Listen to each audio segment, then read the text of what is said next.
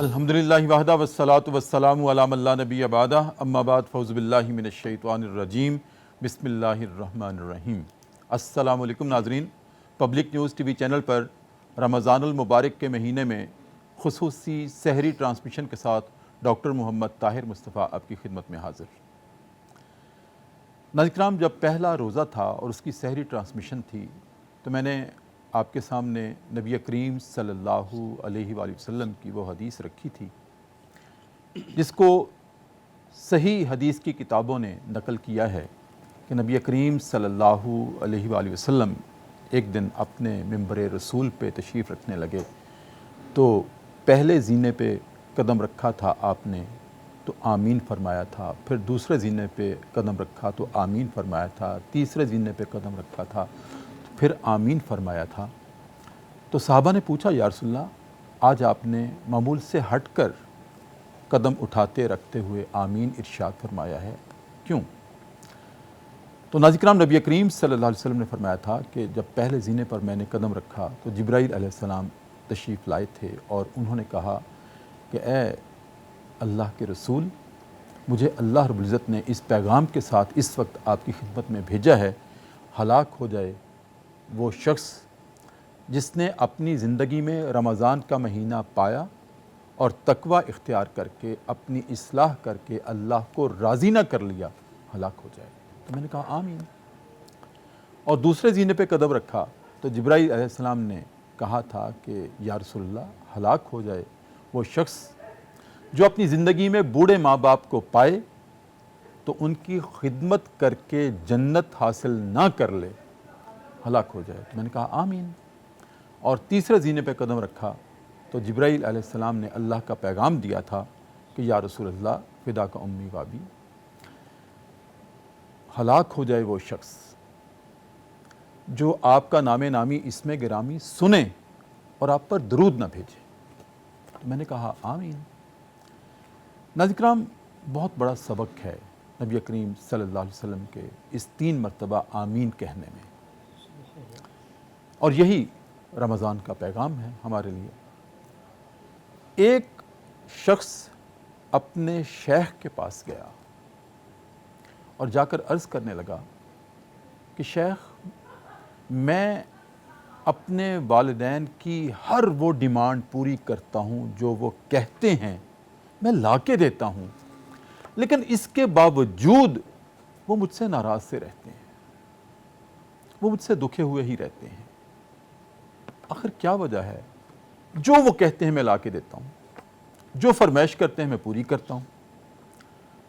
تو شیخ ولی کامل تھے، انہوں نے اس سائل سے کہا کہ یہی تو ناراضگی کا سبب ہے کہ جو وہ کہتے ہیں تم وہی لا کے دیتے ہو۔ کبھی غور کیا، جب تم پیدا ہونے والے تھے، ابھی ماں کی کوکھ میں تھے، تو ماں کو تم نے کہا نہیں تھا کہ ماں جب میں دنیا میں آ جاؤں تو مجھے کپڑے پہنا دینا۔ انہوں نے تمہارے دنیا میں آنے سے پہلے کپڑوں کا انتظام کر لیا تھا کہ تمہیں یہ پہنانا ہے، اور ایک جوڑا بھی نہیں، کئی جوڑے بنا کے رکھ لیے تھے، تم نے کہا تو نہیں تھا۔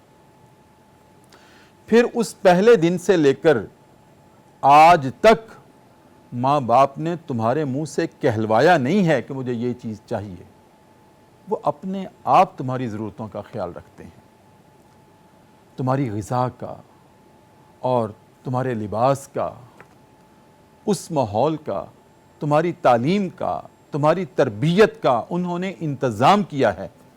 کیا کبھی تم نے ڈیمانڈ کی تھی کہ مجھے جب میں اس قابل ہو جاؤں تو اسکول میں بھی بھیجنا ہے، کالج میں بھی بھیجنا ہے؟ انہوں نے فیسیں تمہاری دی تھیں، تمہارے کہنے پہ نہیں دی تھیں۔ جب کبھی تم بیمار ہوئے تھے تو تمہارے کہنے پہ انہوں نے علاج نہیں کروایا تھا، وہ تڑپتے رہتے تھے کہ تمہیں کوئی سوئی چبھنے کی بھی تکلیف نہ ہو، اتنی بھی تکلیف نہ ہو، تو لیے پھرتے تھے تمہیں، کبھی ڈاکٹروں کے پاس، کبھی کسی کے پاس، کبھی کسی کے پاس۔ لہٰذا جب تم بڑے ہو گئے، تمہیں سواری چاہیے تھی تو تم سے انہوں نے کہلوایا نہیں تھا بلکہ تمہیں سواری لے کے دی تھی۔ پھر وقت اور حالات کے تقاضوں کے مطابق تمہیں ایک جیون ساتھی کی ضرورت تھی، انہوں نے اس کا بھی انتظام کیا، تمہارے کہنے پہ نہیں کیا تھا۔ پھر اس کے بعد تم اپنی زندگی کے مرحلوں کو دیکھو تو صحیح کہ کہاں کہاں جب تمہیں اس قابل بنا دیا کہ تعلیم بھی دے دی، تربیت بھی دے دی، اب تمہیں رزق کے سامان کی ضرورت تھی تو تمہارے ماں باپ مارے مارے پھرتے تھے کہ میں نے بیٹے کو پڑھایا ہے، لکھایا ہے، اب یہ کسی جگہ پر اس قابل ہو گیا ہے کہ تعینات ہو جائے، براجمان ہو جائے اور اپنے رزق کا سامان پیدا کر لے، خود کریٹ کرے۔ تو یہ ہر جگہ ان کی صرف عملی جو تگ و دو تھی وہی ساتھ نہیں تھی، بلکہ ان کی باطنی جو جد و جہد تھی، جو آرزو اور خواہش تھی، وہ بھی بیٹا تمہارے ساتھ ساتھ رہی۔ ماں تمہیں دودھ پلاتی تھی تو ساتھ درود کریم پڑھتی تھی، یا اللہ میرا بیٹا جو میرے سینے سے میرا دودھ پی رہا ہے یہ نیک ہو، صالح ہو۔ کیا تم نے کہا تھا کہ ماں میرے لیے دعائیں مانگنا؟ باپ کو کہا تھا کہ میرے لیے خون پسینہ بہا کر رات کو شام کو میرے لیے رزق کما کر لانا جو میری خوراک ہوگی؟ تو بیٹا ان کی ناراضگی ٹھیک ہے، جو وہ کہتے ہیں تم لا کے دیتے ہو، ہونا تو یہ چاہیے کہ وہ کہیں نا، تم ان کی ضرورتوں کا خیال رکھو اور خود ان لا کے ان کو دو، ان کے منہ سے مت کہلواؤ۔ یہی جنت ہے۔ ناظرین کرام، یہی پیغام رمضان ہے اور یہی صدائے رمضان ہے۔ اب بڑھتے ہیں آج ہم اس سحری کی خصوصی ٹرانسمیشن میں اپنے پروگرام صدائے قرآن کی جانب۔ ناظرین کرام، آج الحمدللہ رب العالمین صدائے قرآن میں 7ویں پارے کا اختتام ہو رہا ہے اور اس کے بعد 8واں پارہ شروع ہوگا۔ ناظرین کرام، سورہ الانعام ہے، آیت نمبر 108 سے لے کر 110 تک کے مضامین آج ہماری گفتگو کا موضوع ہوں گے۔ تو آئیے سب سے پہلے اپنے سبق کی تلاوت سماعت کرتے ہیں امام حرمین شریفین قاری عبدالرحمن السدیس کی آواز میں۔ بسم اللہ الرحمن الرحیم۔ اور یہ مشرکین اللہ کے علاوہ جن کو پکارتے ہیں آپ ان کو برا نہ کہیں، بس دل میں شدید برا جانیں اور خاموش رہیں، کہیں ایسا نہ ہو کہ یہ شرک کرنے والے جہالت میں حد سے گزر جائیں اور پھر اللہ کو ہی برا بھلا کہنا شروع کر دیں۔ ہم نے تو اسی طرح ہر گروہ کے لیے اس کے عمل کو خوشنما بنا دیا ہے، پھر انہیں اپنے رب ہی کی طرف پلٹ کر آنا ہے، اس وقت وہ انہیں بتا دے گا کہ وہ کیا کیا کرتے تھے۔ یہ لوگ بڑی بڑی قسمیں کھا کر کہتے ہیں اگر کوئی نشانی ہمارے سامنے آ جائے تو ہم اس پر ایمان لے آئیں گے۔ اے ہمارے حبیب ان سے فرمائیں کہ نشانیاں تو اللہ کے پاس بہت ہیں اور تمہیں ان کا شعور تک نہیں ہے، اور اگر وہ نشانیاں تمہارے پاس آ بھی جائیں تو تم لوگ ایسے نہیں ہو کہ ایمان لے آؤ۔ ہم اسی طرح ان کے دلوں اور نگاہوں کو پھیر رہے ہیں جس طرح یہ ایمان لانے کی پہلی والی حالت میں تھے۔ ہم انہیں ان کی سرکشی میں بھٹکنے کے لیے ڈھیل دیے جا رہے ہیں، کھلا چھوڑ رہے ہیں۔ ناظرین کرام، یہ ہمارا آج کا سبق ہے اور اس سبق کا جو شان نزول ہے ناظرین کرام وہ کچھ اس طرح سے ہے کہ جو اللہ رب العزت نے یہ ارشاد فرمایا ہے کہ مشرکین کے معبودوں کو برا بھلا نہ کہیں، احتراز کریں، برداشت کریں۔ ہاں وہ قابل نفرت تو ہیں، برا بھلا کہنے کے لائق تو ہیں، لیکن زبان سے نہ کہیں، کیونکہ جاہل کے سامنے جب بات کی جاتی ہے تو وہ یہ نہیں دیکھتا اپنی جہالت میں کہ اس کا جواب کیا ہوگا، وہ پھر حد سے کراس کر جاتا ہے۔ ناظرین کرام، یہ اس طرح ہوا تھا کہ نبی کریم صلی اللہ علیہ وآلہ وسلم فدا کا امی و ابی، ہمارے ماں باپ آپ پہ قربان، دنیا و ما فیہا کی ہر چیز آپ پہ قربان، کفاران قریش اور مشرکین قریش، مشرکین مکہ ایک دن سوچنے لگے کہ ہم آج تک محمد صلی اللہ علیہ وآلہ وسلم को उनके मिशन से रोक नहीं सके। इतनी तकलीफ़ें भी हम दे रहे हैं, इतनी अज़ियतें भी दे रहे हैं, लेकिन मिशन है कि वो फलता फूलता जा रहा है। उन्होंने एक दिन नाज़िर किराम मंसूबा बनाया, सोचा, मीटिंग की, प्लान किया कि हज़रत अबू तालिब के पास चलते हैं और उनसे जाकर अर्ज़ करते हैं कि अपने भतीजे को कुछ समझाएं कि वो ला इलाहा इल्लल्लाह का जो नारा बुलंद करते हैं उसमें इतनी शिद्दत की क्या ज़रूरत है। ये नारा सीधा हमारे दिलों पे लगता है और दिलों को पाश पाश कर देता है। उन्होंने नाज़िर किराम एक दिन प्लान किया और हज़रत अबू तालिब के पास गए और अर्ज़ किया कि अपने भतीजे को समझा दें कि वो अल्लाह की तौहीद का जो नारा बुलंद करते हैं, जो दावत हक़ देते हैं, दावत तौहीद देते हैं, दावत ईमान देते हैं, हमें उससे तकलीफ़ होती है। फिर उन्होंने दिल में ये भी सोचा कि जब हज़रत अबू तालिब इस दुनिया से चले जाएंगे तो हम मुहम्मद सल्लल्लाहु अलैहि वसल्लम की ज़िंदगी का ख़ात्मा ना कर दें। ये ख्वाहिश उनकी पहले भी रही है और यहाँ भी इस ख्वाहिश का दिल में तिलमिलाते हुए इजहार उन्होंने कर दिया कि हज़रत अबू तालिब अभी तो उनकी तरबियत में हैं, तो उनकी आगोश में हैं, चलें पहले उनसे सिफारिश करवाते हैं। फिर ये भी सोचने लगे कि जब हज़रत अबू तालिब नहीं रहेंगे तो फिर हम क्या करेंगे। सोचा क्या उस वक्त नौज़ुबिल्लाह नौज़ुबिल्लाह नौज़ुबिल्लाह मेरे मुँह में खाक कि नबी मुहतशम सल्लल्लाहु अलैहि वसल्लम को शहीद कर दें।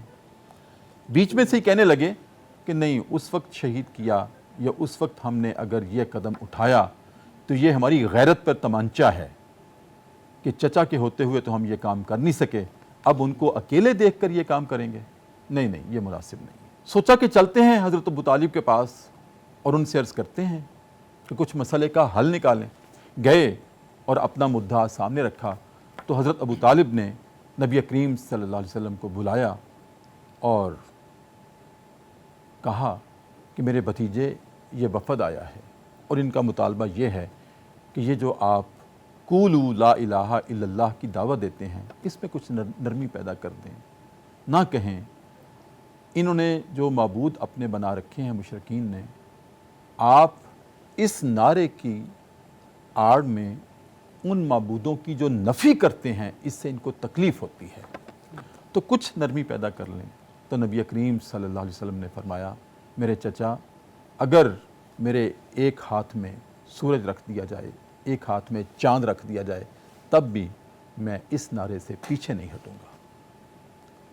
नाज़िर किराम, जब नबी करीम सल्लल्लाहु अलैहि वसल्लम के अल्फाज में ये साबित कदमी देखी, ये इस्तक़लाल देखा उन लोगों ने, तो बड़े मुंह बनाकर एक धमकी देते हुए उठ के जाने लगे।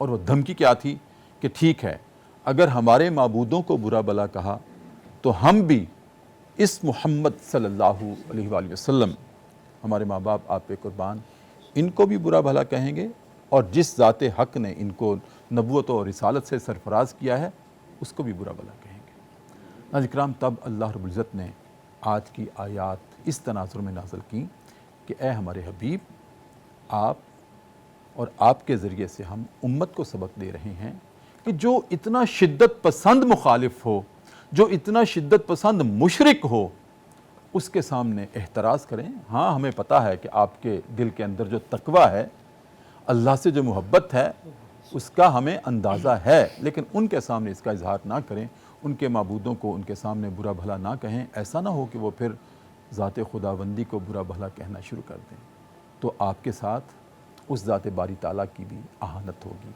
तो हमें ये सबक दिया है नाज़िर किराम आज के सदाए कुरान में। इस पे हम गुफ्तगू करने वाले हैं और नाज़िर किराम, गुफ्तगू करने के लिए एक मरतबा फिर हमारे पास मेहमान हैं। मेरी दाईं जानब जनाब हाफिज़ शहज़ाद अहमद कादरी कसूरी, आप उस्ताज़ हैं, आप आलिम दीन हैं, आप PhD स्कॉलर हैं, आप मुहक्किक हैं, मुसन्निफ़ हैं और ख़ूबसूरत गुफ्तगू करते हैं पूरे दलाइल के साथ और तहकीक के साथ। सदाए कुरान की ज़ीनत हैं। अस्सलाम वालेकुम। वालेकुम अस्सलाम। कैसे मिजाज हैं? अल्हम्दुलिल्लाह डॉक्टर साहब। खैरियत से हैं? और नाज़िर किराम, मेरी बाईं जानब बारगाह रिसालत मआब सल्लल्लाहु अलैहि वसल्लम में कलाम पेश करने के लिए फैसलाबाद चक झुमरा से आज हमारे मेहमान हैं जनाब बाबर अली कादरी। अपनी खूबसूरत आवाज़ में कलाम पेश करेंगे। अस्सलाम वालेकुम। कैसे मिजाज? ठीक है हाफ़िज़ साहब, मैंने मुकदमा सामने रखा आज के सबक का। जी। बराह रास्त तखातुब तो अल्लाह रब्बुल इज़्ज़त का कलामुल्लाह में नबी करीम को है और नबी करीम की वसातत से हमें है। जी बिल्कुल। कहना तो हमें है जी, पैगाम तो हमारे लिए है। कौन से ऐसे मौक़े आते हैं कि जब हम हिकमत के तकाज़ों के मुताबिक, हालांकि एक शख्स मुशरिक है जी, और अल्लाह के अलावा उसने किसी को माबूद बना रखा है, तो हम उसको बातिल ना कहें तो क्या कहें? जी बिल्कुल। लेकिन यहाँ हिकमत के तकाज़ों के मुताबिक हमें उससे एहतराज़ करने के लिए कहा गया है। जी। तो वो कौन से ऐसे मौक़े आते हैं कि जहाँ हमें ये हिकमत अपनानी ज़रूरी है? डॉक्टर साहब, सबसे पहले मैं आपका शुक्रिया अदा करता हूँ कि आपने जो है वो मुझे यहाँ पर जो है वो हाज़िरी का शर्फ़ इनायत किया, और पब्लिक टीवी चैनल के प्लेटफॉर्म का, कि जिन्होंने मुझे यहाँ पर आज दोबारा फिर आने का मौका इनायत किया। जहाँ तक किबला डॉक्टर साहब आपके सवाल का ताल्लुक़ है, तो इब्ने अंबारी जो है वो लिखते हैं कि ये जो हुक्म है ये अव्वल ज़माना में था। अच्छा।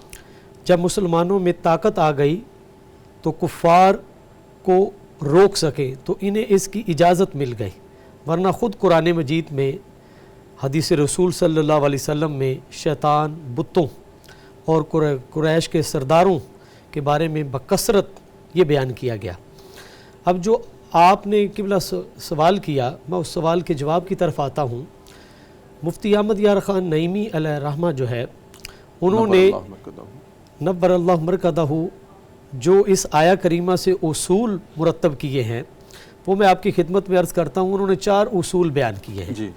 उन्होंने बयान किया है कि पहला उसूल ये है कि वाइस या आलिम इस तरीके से वाइस ना करे जिससे लोगों में ज़िद पैदा हो जाए और फसाद और मारपीट तक नौबत आ जाए। लिहाजा अहसन उम्दा दलाइल के साथ, शाइस्तगी के साथ वो अपने मुद्दा को पेश करे, ताकि सामईन जो है वो अनदिलुन्नासा मनाजिलहुम, कि लोगों के साथ गुफ्तगू उनकी ज़हनी वसत के मुताबिक की जाए।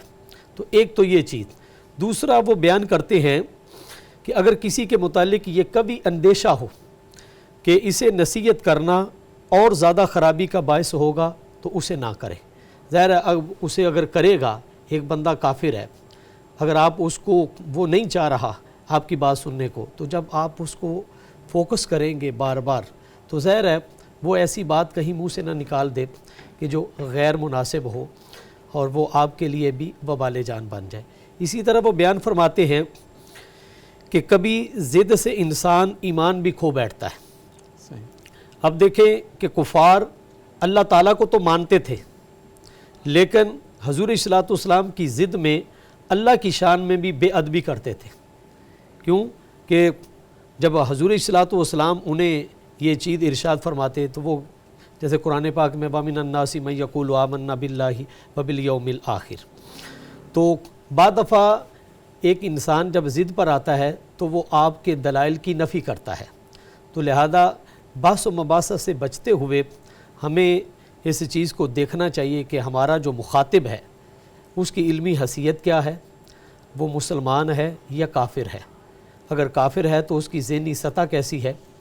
इसी तरह जैसे जो है वो कुरान पाक के दीगर मुकामात पर जो है वो इस चीज़ को बयान किया गया है कि ऐ इंसान, जब तुम किसी के साथ तखातुब करो तो उम्दा और ahsan दलाइल के साथ, जैसे आपने माशाल्लाह बड़े खूबसूरत अंदाज में बयान किया, और हज़रत कतादा रदी अल्लाह ताला उन्होंने बयान किया कि मुसलमान कुफ़ार के बुतों की बुराई करते थे ताकि उन्हें नसीहत हासिल हो और वो बुत परस्ती के ऐब से बाखबर हो जाएं। ये जी। तो लेकिन वो चूँकि इतनी जहालत पर क्या है वो मौजूद थे कि वो बजाय इसके कि रोशन दलाइल को मानते, तो वो اللہ اور اس کے رسول صلی اللہ علیہ وسلم کی بے ادبی پر اتر آئے، تو چاہیے تو یہ تھا کہ وہ دلائل کو قبول کرتے۔ جی تو اگر ہم یہ دیکھیں کہ اگر ہمارا سامع جو ہے وہ دلائل کو سننا چاہتا ہے یا دلائل کو قبول کر رہا ہے تو پھر ہم اس کے سامنے دلائل رکھیں، اگر ایسا نہیں ہے تو پھر ہمیں خاموشی اختیار کرنی چاہیے، کسی دوسرے وقت کا انتظار کرنا ہاں چاہیے، کسی مناسب وقت کا، جی بے شک۔ یہ حکمت کا تقاضے جی ہیں۔ جی، حکمت تو کا گویا تقاضا۔ یہاں پر ہمیں حکمت کا درس دیا گیا ہے۔ جی بالکل، حکمت کا درس۔ حکمت نام ہی اس چیز کا ہے کہ اگر آپ اپنے مطلوبہ نتائج چاہتے ہیں، جی جی اس کے لیے کون سا وقت درکار ہے، جی بالکل، کون سا لہجہ درکار ہے، جی کون بالکل۔ سے الفاظ درکار ہیں، جی اور کس طرح سے بات کرنے کا انداز درکار ہے، جی بالکل۔ تاکہ آپ کے نتائج آ سکیں۔ وہی بات کہ ایک شخص ایک لمحے کے لیے ایک وقت میں ضد پر اترا ہوا ہے جی اور آپ اس کو پکڑ کر دعوت دیں جی تو بالکل، وہ پھر اریٹیٹ ہو کر آپ کو بھی برا بھلا کہے گا، جو دعوت دے رہے ہیں اس کو بھی برا بھلا کہے گا۔ جی بالکل، بالکل ایسا۔ تو یہ ہمیں جی آج بالکل۔ سبق دیا گیا ہے۔ ناظرین کرام، بہت خوبصورت گفتگو کا آغاز ہے اور بہت نزاکت پر مبنی ہمیں سبق دیا گیا ہے کہ بات کرنی ہے، دعوت حق بھی دینی ہے، یا باطل کا بطلان بھی کرنا ہے تو وہ کس طرح سے کرنا ہے، کیا حکمت کے تقاضے ہوا کرتے ہیں، یہ آج کا ہمارا سبق ہے۔ ناظرین کرام، وقفہ ہے اور وقفے میں چلتے ہیں دربار رسالت میں اور اپنے نبی کریم صلی اللہ علیہ وسلم کی ذات اقدس پر والہانہ انداز میں درود کریم کا نذرانہ پیش کرتے ہیں اور واپس آتے ہیں۔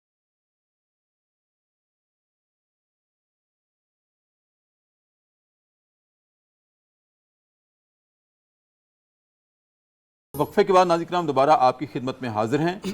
رمضان المبارک کی خصوصی سحری ٹرانسمیشن ہے پبلک نیوز ٹی وی چینل پر۔ آج 22واں روزہ ہے، 1445 ہجری ہے، اور ناظرین کرام ہمارا پروگرام ہے صدائے قرآن سحر کی ان قبولیت کی گھڑیوں میں، اور آج ہمارا سبق ہے 7ویں پارے کا اختتام ہے، اور ناظرین کرام سورہ الانعام ہے، آیت نمبر 108 سے لے کر 110 تک کے مضامین ہماری گفتگو کا موضوع ہیں۔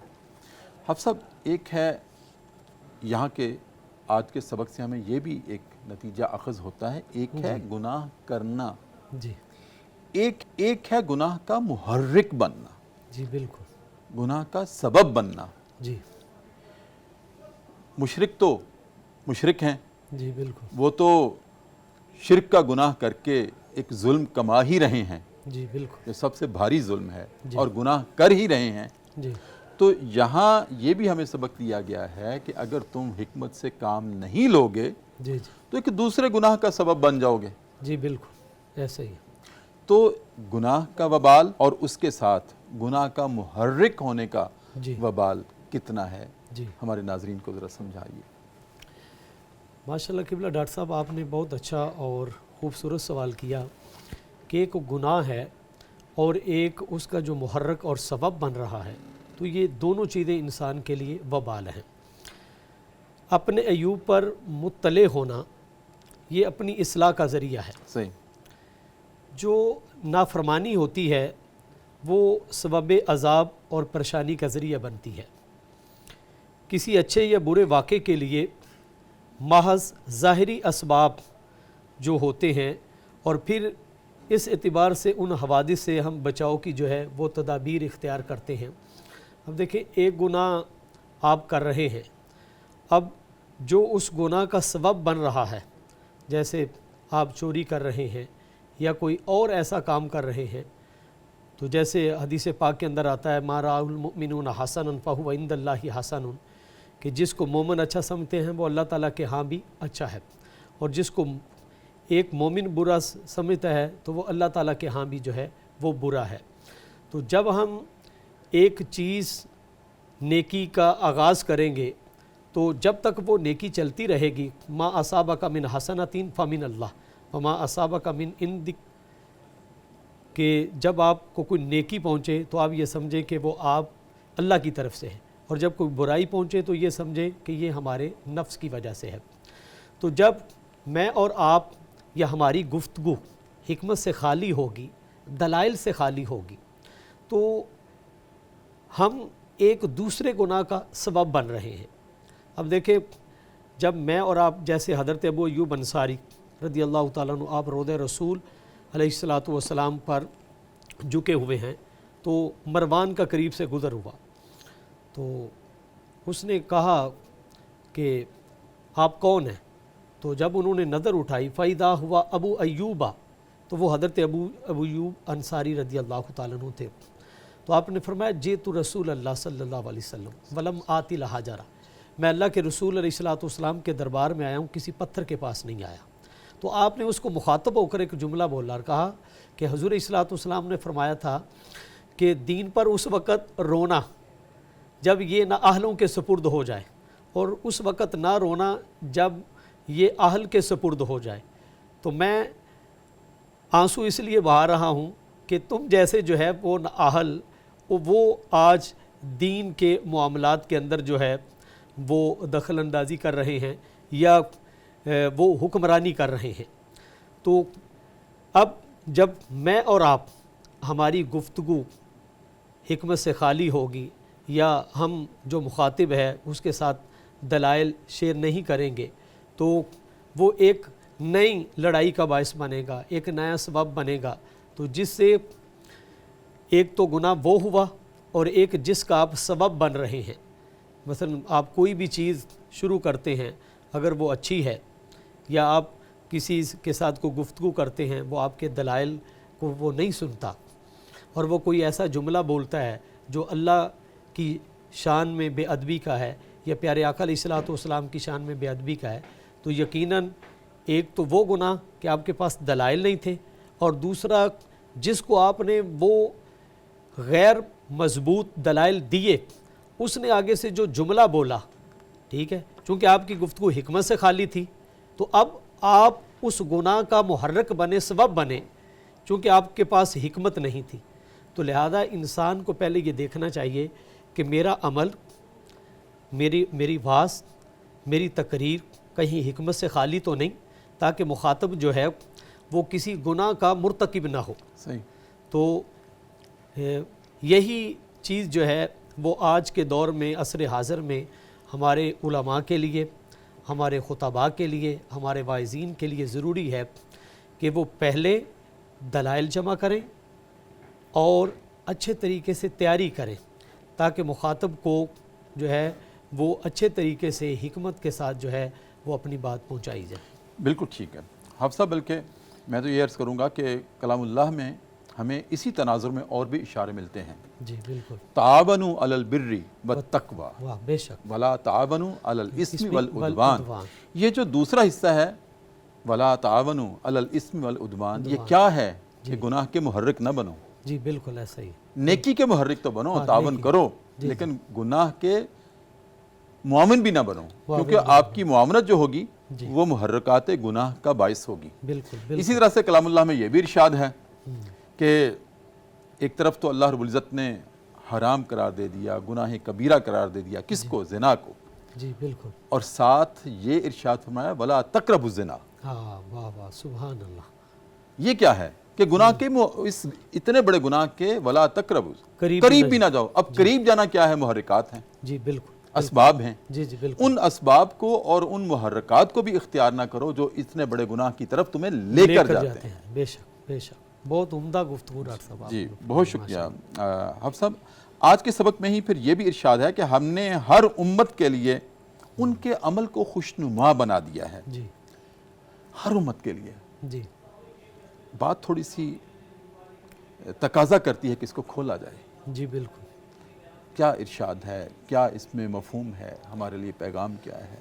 اس آیہ کریمہ کے اندر ڈاکٹر صاحب اس آیت کا مفہوم یہ ہے کہ کفار اپنے برے عقیدوں، برے اعمال کو جو اچھا سمجھتے تھے، یہ ان کی بہت بڑی بری بات تھی، مگر اللہ تعالیٰ نے فرمایا زینا، ہم نے ان کی نگاہ میں ان کے اعمال کو زینت دے دی۔ جیسے اپنا منافقین تھے تو وہ کیا کہتے تھے؟ وہ کہتے تھے کہ دیکھیں جی دنیا میں ہم جو ہے وہ نفاق سے کام چلا لیتے ہیں تو آخرت میں بھی ہمارا جو ہے وہ یہی تسلسل رہے گا اور ہم آخرت میں بھی کامیاب آ جائیں۔ تو اللہ تعالیٰ نے فرمایا وَزَيَّنَّا لَهُمُ الشَّيْطَانُ أَعْمَالَهُمْ، ابلیس نے آراستہ کر دیا ان کے کاموں کو ان کے اذہان کے اندر کہ وہ یہ سمجھتے تھے کہ ہم جو کر رہے ہیں وہ ٹھیک کر رہے ہیں۔ اب دیکھیں اگر کفار ڈاکٹر صاحب یہ سمجھ لیتے کہ ہم جو کر رہے ہیں اب غزوہ بدر کا تناظر دیکھیں تو ابو جہل نے کیا کہا تھا کہ آج حق اور باطل کا فیصلہ ہو جائے کہ حق پر کون اور باطل پر کون ہے. تو اللہ تعالیٰ نے فیصلہ کر دیا اور بتا دیا کہ میری معیت ذات مصطفیٰ علیہ الصلوۃ والسلام کے ساتھ ہے اور ابو جہل تم حق پر نہیں ہو. تو اس لیے اس کو ختم کر دیا گیا. تو ایک شخص جب برا عمل کرتا ہے, اب دیکھیں بعد ایک بندہ چوری کر رہا ہے, چوری کرتے کرتے اس کی ایک طبیعت اور جبلت بن جاتی ہے کہ وہ چوری کو چوری نہیں سمجھتا. اسی طرح یہ جو کفار ہیں جب گناہ کو گناہ ہی نہیں سمجھتے, برائی کو برائی نہیں سمجھتے, برائی نہیں سمجھتے, تو پھر اللہ تبارک و تعالیٰ ان کو ان کی اس برائی پر چھوڑ دیتا ہے. تو شیطان ان کے اس اعمال کو ان کی نظر میں بڑا خوبصورت کر کے پیش کرتا ہے کہ بھائی تم جو ہے وہ جس جگہ پر ہو تم یہ کام صحیح کر رہے ہو. جیسے ابو جہل سے پوچھا گیا کہ بتاؤ محمد صلی اللہ علیہ وسلم سچے ہیں کہ نہیں, تو وہ کہنے لگا جی سچے ہیں. تو کہا گیا مانتے کیوں نہیں؟ تو کہا کہ اگر میں ان کو مان لیتا ہوں تو ہمارے پاس کیا بچتا ہے. تو یا تو یہ چیز ہوتی ہے, ایک تو حسد کی بنا پر ہوتا ہے, دوسرا کہ جو ان کی فطرت بن چکی ہوتی ہے دلائل کو قبول نہ کرنا. تو اس وجہ سے اس آیہ کریمہ کے اندر اللہ تبارک و تعالیٰ نے یہ ارشاد فرمایا کہ ہم نے ہر بندے کے لیے جو اس کے نفس کا طبیعت کا تقاضا ہوتا ہے, اگر کافر ہے تو برے اعمال اس کے لیے زینت بنا دیے, اگر مومن ہے تو وہ نیکی اس کے لیے جو ہے وہ زینت بنا دی. بالکل ٹھیک ہے. آپ کی اجازت سے ایک وقفہ ہے. جی ضرور. ناظرین کرام, وقفہ مرتبہ پھر پروگرام صدائے قرآن میں سحری کی ان قبولیت کی گھڑیوں میں, اور وقفے میں ہم جایا کرتے ہیں دربار رسالت میں اور اپنے نبی کریم صلی اللہ علیہ وسلم کی ذات اقدس پر والہانہ انداز میں ایک مرتبہ پھر درود کریم کا نذرانہ پیش کرتے ہیں. اور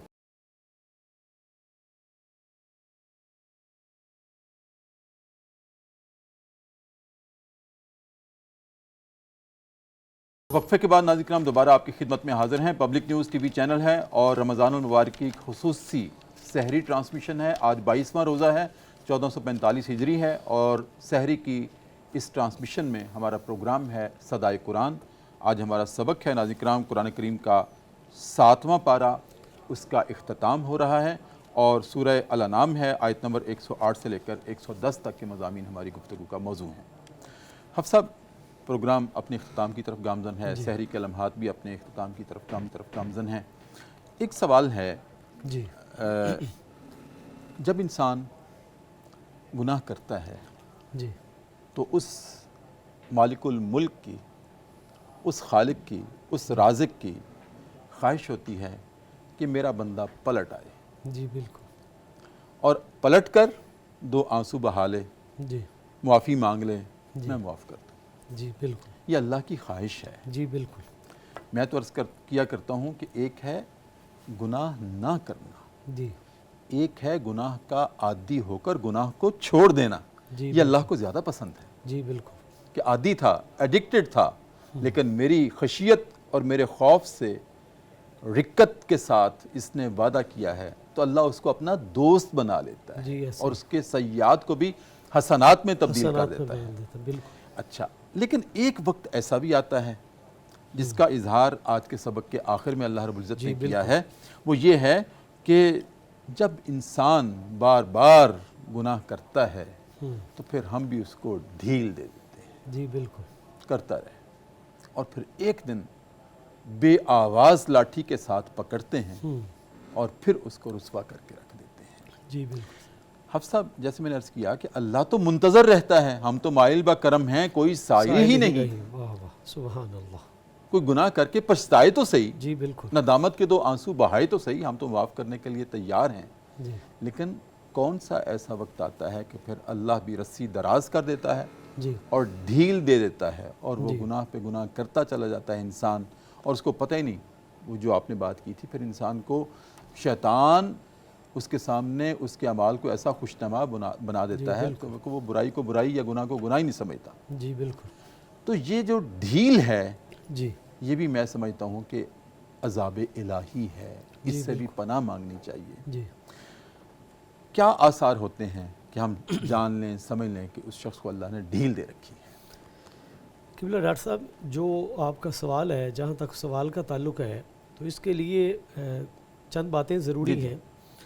پہلی بات یہ ہے کہ اللہ رب العزت نے جن لوگوں کے سامنے اپنی نشانیاں بیان فرمائیں، جیسے کریم آقا علیہ الصلوۃ والسلام نے چاند کے 2 ٹکڑے کیے، اسی طرح دیگر معجزات، جی جی لیکن وہ ایمان نہیں لے کر آئے.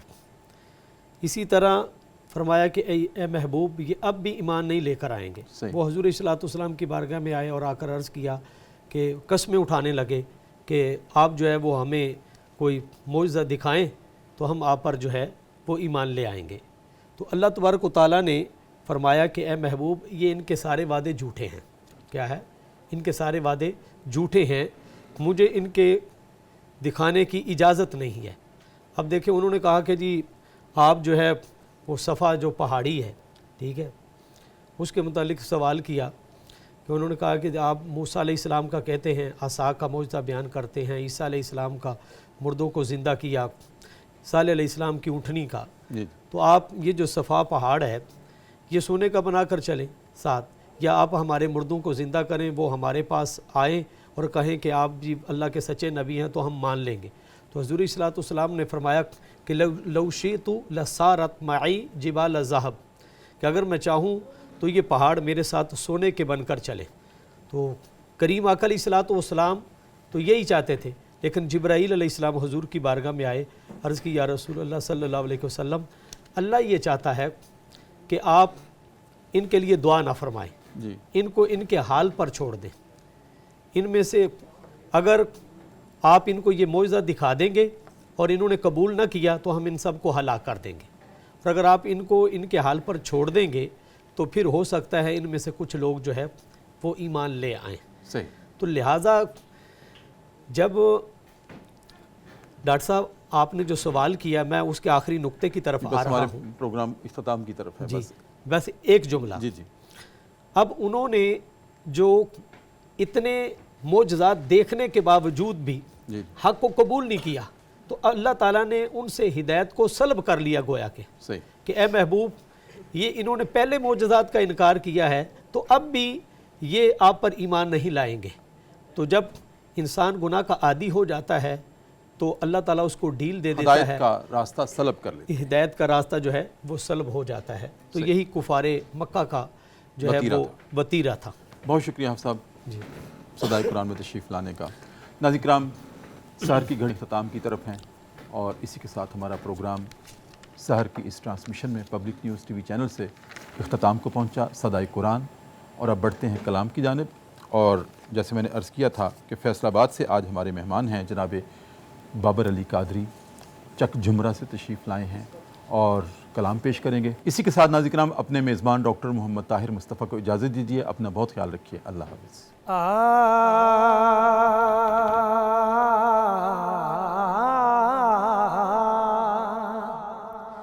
مدینے سے بلاوا رہا ہے، مدینے سے بلاوا رہا ہے، مدینے سے بلاوا رہا ہے. میرا دل مجھ سے پہلے جا رہا ہے، میرا دل مجھ سے پہلے جا رہا ہے. اور شب فرقت سے دل گھبرا رہا ہے، شب فرقت سے دل گھبرا رہا ہے. مدینہ آپ کا یاد آ رہا ہے مدینہ مدینہ آپ کا یاد آ رہا ہے اور یہاں مرضی نہیں چلتی کسی کی یہاں مرضی نہیں چلتی کسی کی زمانہ جتنا لنگر کھا رہا ہے زمانہ جتنا لنگر کھا رہا ہے عجب ہے سبز گنبد کے نظارے عجب ہے سبز گنبد کے نظارے نگاہوں کو خدا یاد آ رہا ہے نگاہوں کو خدا یاد آ رہا ہے اور میرا دل تو اپنے ساتھ لے جا میرا دل بھی تو اپنے ساتھ لے جا اکیلا کیوں مدینے جا رہا ہے اکیلا کیوں مدینے جا رہا ہے مدینے سے بلاوا آ رہا ہے